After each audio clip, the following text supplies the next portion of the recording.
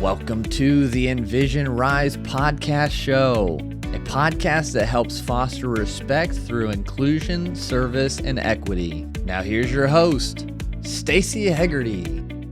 Welcome to the Envision RISE podcast. I'm Stacey Hegarty, your host and Vice President of Equity and Inclusion for Envision RISE. Joining us today, we have two guests from Intermountain Health, and that's Kyle Bixenmann and Clayton Vetter. Thank you both for joining us. Now, you are from Leadership and Organizational Development Department in Intermountain Health, which used to be under a different name, correct? So let's start with some introductions. Kyle, why don't you tell our listeners a little bit about yourself? Sure. Yeah. My name is Kyle Bixenmann. I'm a consultant on the Leadership and Organizational Development team, as you mentioned, Stacey. I have spent the last about 15 years doing more work in the behavioral health space. So working a lot with young people impacted by abuse, neglect, and trauma really writ large. And so it's a little bit more of my expertise. I recently made the transition into leadership and organizational development, bringing some of that knowledge just about the way the brain works and how it responds to stress and so on and so forth into some of that. So very excited to be able to lend my knowledge and expertise when it comes to trauma-informed practice. Great. And Clayton. And I've worked in LOD, Learning and Organization Development, for the last 25 years in healthcare and know healthcare pretty well now, both the clinical, inpatient, and outpatient worlds. And my goal has always been to help leaders be the most effective functional leader they can to create the best, highest performing team you can have, so that translates into amazing patient care. And I also manage our diversity, equity, inclusion, and belonging course portfolio and have been pretty passionate about those issues as well. Well, wonderful. I'm so glad you could both join us today. Let's get right into this, because I think a lot of organizations were unprepared for the amount of trauma that was going to be foisted upon us in the past 3 years. I mean, for a lot of people, we didn't see this coming. So what do leaders do? What do managers do? What are you seeing as trends? Mental health specifically, but our mental health and our physical health are so closely related. And if we're not well in any aspect of our lives, then we're not going to be bringing our best selves to work. So how does all of that fit together? Kyle, I'll start with you, since your experiences in trauma-informed workplaces. Sure, absolutely. I think part of the challenge and why this was such a nasty impact to all of us is, when you think about the nature of trauma, the youth that I worked with in program, they had some really negative experiences, but it wasn't the severity of an experience that was really indicative of whether or not someone would, be quote unquote traumatized by it, but really more the health of their support network. And if you have a really healthy support network, you can go through some really significant challenge. And with those supports, I don't want to say walk away okay, but, really be buffered by those supports and not be as impacted. And I think part of the double whammy of COVID was, not only was it really scary, we didn't have a lot of information, I guess is actually more the point. And there was a lot of misinformation. And so there was just a lot of fear and concern and anxiety that came about from that. And then simultaneously, we became disconnected from each other. So we had this twofer of not only, this really ambiguous situation with lots of stress, but also a disconnect from our support systems. And so I think that's really left people a lot more vulnerable than, other experiences they might have had, where they may have experienced some significant challenge in their life, but are feeling more impacted by this. And I think that speaks a lot to kind of the why. And so, as we've been thinking about this, a lot of it is creating those opportunities to do some of that reconnecting, to create those supports and really get back to how are we engaging each other in a way that's, providing that care and that concern.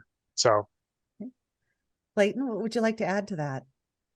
Yeah, I agree with everything Kyle's saying. It's a really interesting time to be working with leaders and trying to create a high functioning workforce. There were two things are kind of happening simultaneously. So prior to the pandemic, you already had a lot of social unrest, and we were moving into a kind of new dialogue around how we talk about people's experiences and how those experiences are different.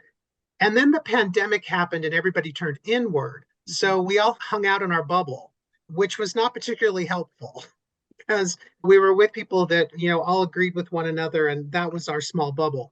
And now we're back out into the workforce, and we still have all those social issues that are still there, very much present. I also think that the pandemic taught us that Myers-Briggs is very real. Are you an introvert or an extrovert? Certainly, I learned that I liked actually working remotely more than I would have ever thought I would. And I also have colleagues who found out they were more extroverted than they ever thought they were. And it was really hard to have that disconnect from a regular work environment. So I think employers are having to really balance all three of those things. How do we create work environments that allow people to show up and have social discussions because our work and personal lives overlap a lot? And how do we provide environments that are flexible enough for those folks who need contact and those folks who are fine to go off and work remotely? I would have always categorized myself as pretty extroverted right up until the pandemic. And now I'm sort of, no, you know what? I'm really not. I may be friendly, but I'm not particularly extroverted, that I really prefer the experience of working at home. But it does get very isolating. And something I've noticed, and I think a lot of people have noticed, I don't think it's just me, it's almost like we've lost our ability to interact with each other in a reasonable way when we are out in public. And maybe it's less so at work, but would guess tempers are still running really hot. People are less patient. And that's not just the pandemic. That's also a lot of people feeling as if they can't share parts of themselves anymore for fear of, you're going to call me a racist, you're going to call me homophobic, you're going to call me transphobic, you're going to cancel me, you're going to call me a name. How do you deal with that in the workplace when there are so many things going on and so many people have so many hot emotions with this? So I actually do facilitate a course called Engaging Workplace Conversations at Intermountain Health, specifically to help leaders have conversations with their team that go into those territories where people might say, oh, that feels racist or transphobic or, any of those things.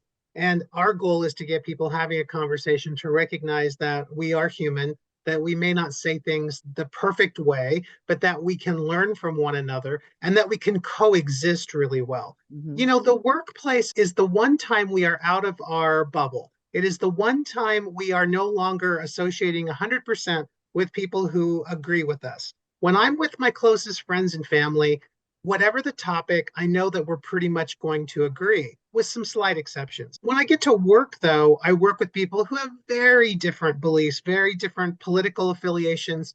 And the point is, they are still my friends, and we still work very well together. And I learn from them.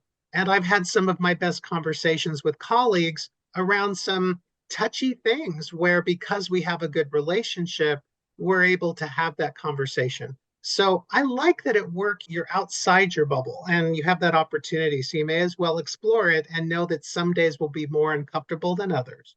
Kyle, this is going to go to you a little bit more, I think. How much of what we're experiencing at work is also just a flashpoint of something we failed to acknowledge, that underrepresented and minoritized communities are already traumatized, and bringing that into the workplace where now everyone's so raw? What tools would you suggest that managers and leaders start looking at, if they aren't already looking at this and acknowledging that when you've got minoritized communities and in the workplace, and hopefully everybody has diversity in the workplace, how do you manage that? Because that's a different kind of emotion than I'm stressed out or things at home aren't good. That the inherited trauma is something different.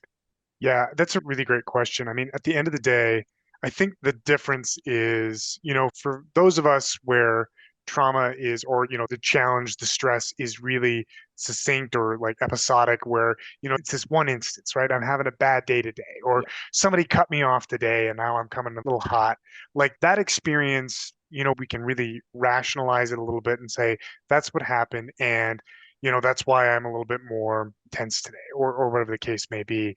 And I think the challenge is when you think about, groups of people who've been systematically and historically, put into positions where there has been more, economic insecurity, or there has been, more community violence, or, whatever the cases might be, that historical trauma, what ends up happening is that's not just a single instance where my brain is on stress alert and I'm kind of reacting to the situation as though it's bigger. people in those circumstances can actually grow up where their brain is always on that high alert, right? And that trauma-informed perspective really speaks to, the brain being kind of this hierarchical organ that really, processes things from a survival standpoint first, and then we work our way up into higher order thinking. And so, if I'm somebody who's got this, experience of my own historical trauma or, generational trauma on top of that, there may be just for them this constant, underlying state of just stress, of just that same raw emotional state that, me getting cut off in traffic on my way to work created for me, right? The difference is I've had sufficient experiences with being able to regulate some of those emotions back down, or, grown up in an environment where it eventually becomes safe again, right? I don't feel that stress. And so I can modulate those emotions and manage those things for myself. And so, as a leader, if I'm thinking about people who have been, impacted, historically, intergenerationally, I would be focusing on helping them to find that moment to be able to regulate internally and get themselves back down. I love the comment that Clayton brought in, about being able to engage each other and have rational discourse. But rational discourse lives way up here in the smartest parts of our brain. And most of the time that gets truncated because of stress, fear, frustration, whatever those emotional states are, they kind of short circuit the access to that part of our brain. So, that's really where my mind goes, is those conversations are so critical because they humanize us, they create the us together, where, again, relationships are so critical to human beings globally. But we can't get to that point until somebody's able to get out of that kind of mild stress response, that mild fear response. So I think that's a place that leaders can really focus on creating, is how do we give people that opportunity to kind of come back down. Clay, anything you'd like to add with that? Yeah, I agree. And I think I would add is I think more than ever, we have to be greater empathetic listeners. One of the things that is human nature, if you tell me a story about your life, if you say, I've had this experience in the workplace as a woman, and this is what I experienced, that I typically am listening to you, trying to figure out how I can relate and share with you my experience that is similar so that we can go, see, we're a lot alike. And that's human nature, and that's not a bad thing. However, it's really important to listen and acknowledge and just be able to say, wow, I haven't experienced anything like that. How did you get through that? What did you take away from it? What did you learn from it? This is so good for me to know. Instead of trying to let you know I've had the same experience in a different set of skin, it's sometimes very important to let people have the ownership of their experience and to really acknowledge the pain that was, or how challenging that was, or what someone learned from it, or that they're still evolving from it. And that it's not up to me to equalize it or to mirror it, as much as to just listen and say that would be really hard.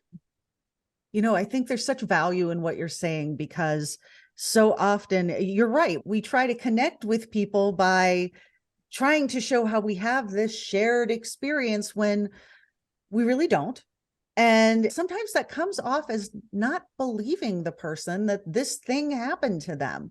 And how important is feeling seen and believed in the workplace? It was something that I had to work on as a leader, because I immediately would, especially when I was a brand new manager, I would fall into that trap of, okay, well, if I can just find common ground, we can connect. Well, yes, but maybe not with this. Maybe there's common ground someplace else where we connect, as opposed to this employee trying to share with me something that was upsetting, or something that angered them, or something that just irritated them and got in their way.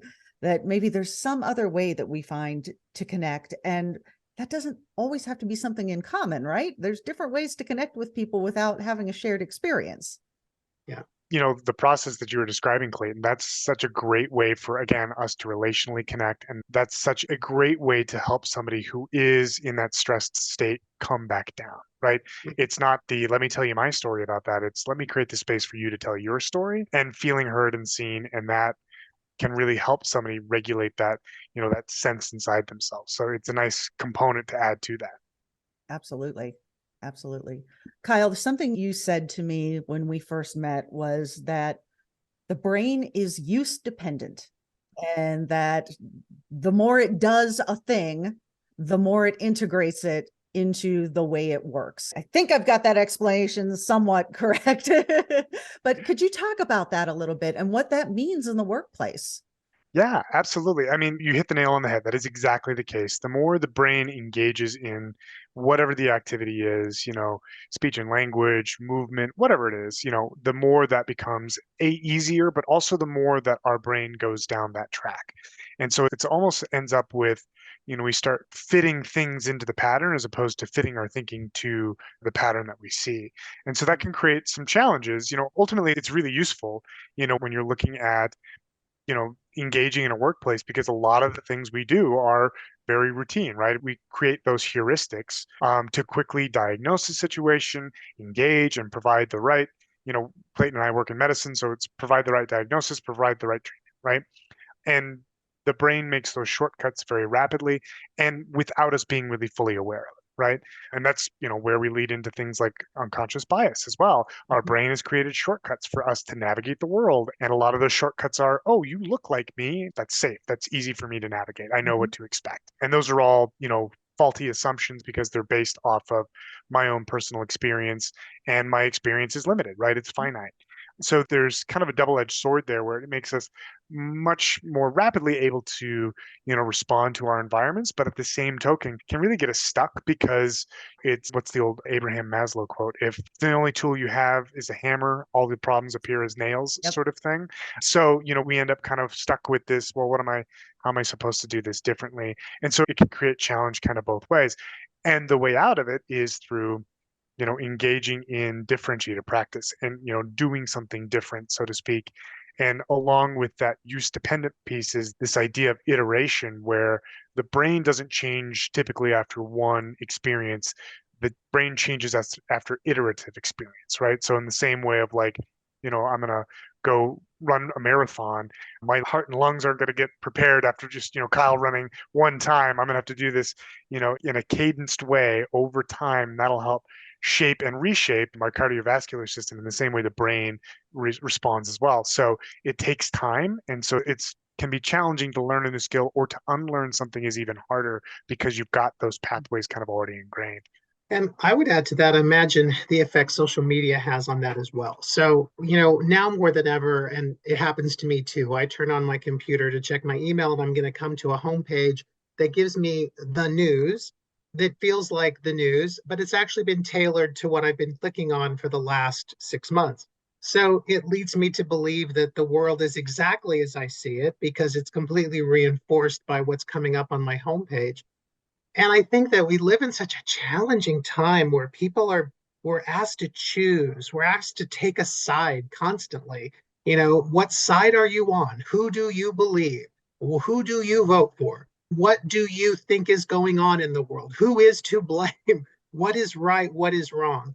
And we just force people to take a stand. And it's become, I think, very challenging and polarizing sometimes. And I think we have to step back and say, well, hold on, I'm still figuring things out. And I think it's possible for two ideas to exist at the same time and to be able to have a more interesting discussion about those. And I have to wonder how much, the past couple of years, I keep going back to it, have changed our brains and put us on this high alert. And because our brains weren't prepared for this. We weren't ready for global pandemic. We went from everything's fine, don't worry about it, to, you know what, we're going to close down for a couple of weeks. You don't need to wear a mask. You're fine. And then it was utter chaos after that. Mm-hmm. So what does that do to us in other aspects of our lives? And I guess my question really is, how can we better support leaders, especially leaders who work at organizations where Clay and Kyle don't exist? There isn't that resource there. There are so many organizations where your role isn't there. And there may be some well-meaning people, but let's talk to the experts about how can we support leaders so that they can support their employees and everybody can get a little bit emotionally stable and a little healthier along the way. I'll speak to the kind of the first part of that.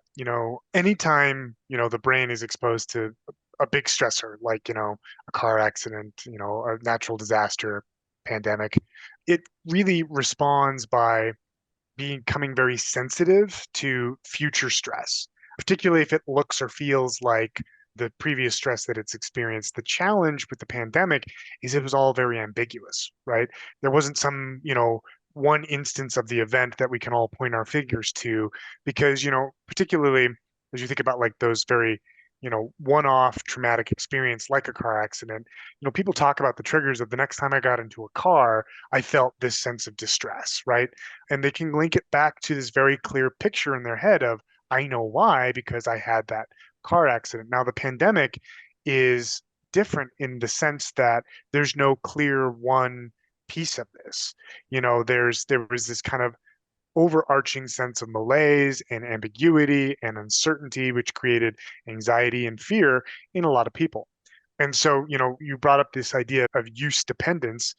Our stress response systems are the exact same way. They're use dependent. So the more we engage and activate that stress response system, the more likely we are to re-engage it with smaller triggers, right? And when, some of those triggers are as innocuous as a news report or being, trapped at home, it can really kind of perpetuate this cycle of feeling on edge and that just lower stress tolerance, that heightened state of anxiety sort of thing. And it's not that people are out of control or immediately overwhelmed, but it's just that the threshold at which they can tolerate that much more stress has been greatly diminished, right? And it takes less to tip them over, as it were, than previously they had managed stress in their lives. So from a perspective on why are things so much more challenging, that's the pandemic really eroded a lot of people's ability to manage and navigate stress.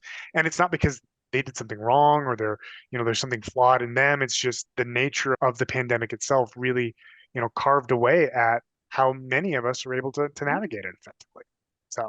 So Clay, what advice would you have to a leader who is trying to balance their own feelings and mental health and physical health, and still trying to be able to support the folks that they work for? And how do we do this well, especially for people who are going to be kind of cobbling this together all on their own? Yeah. I would say that there are two things that are still very true about human nature. One is that we have a high need for acceptance. We want to be accepted. We want to be valued. We want to be validated as human beings. And I think the other thing we want is to know that we contribute, that what we're doing has a contributory factor.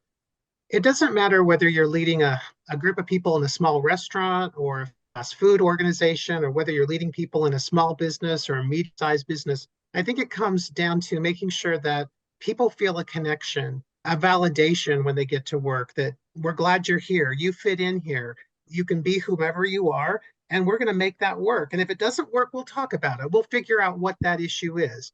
And then the other thing is reinforcing that people are contributing, that without you, we would be in big trouble. You contribute, no matter what that contribution is. No contribution is too small, that it doesn't play a huge factor in the success of everything we do connected to it. That need for that, I think, is really important, and just giving people the space to do that in any work environment, because work is so important to us. When I look at things happening in the world, and then I'll stop.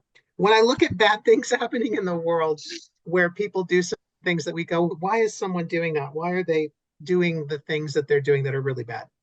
Usually we see people who are very isolated, who don't have a greater connection, who question their contribution, who question whether they're significant, whether they fit. And in the absence of finding that validation in ways that would be healthy, like a good work environment, they start to find it and feed off of, strange things on the internet or things that feed that. And then they start to think, well, this is going to be the right thing to do. I'm going to pick up a weapon and this is what I'm going to do. And yeah, I'd like to see less of that. Yes. Yeah, I'd like to see less of that. So, helping people contribute, very important. So I think that's a really great spot for us to end, because what I hear you saying is contribution, validation, and inclusion are so very important to taking care of the people that we work with every day, taking care of ourselves, taking care of one another, and being able to spot some warning signs of an employee who may not be doing as well as they need to be doing. So any guidance there on what do you do when you start to see those warning signs? What do you do? I would go back to kind of where Clayton was, which is really going back to this idea of connection. Human beings by nature are social creatures. We pick up off each other. Our moods, attitudes, affects, they're all contagious because we are designed to work together.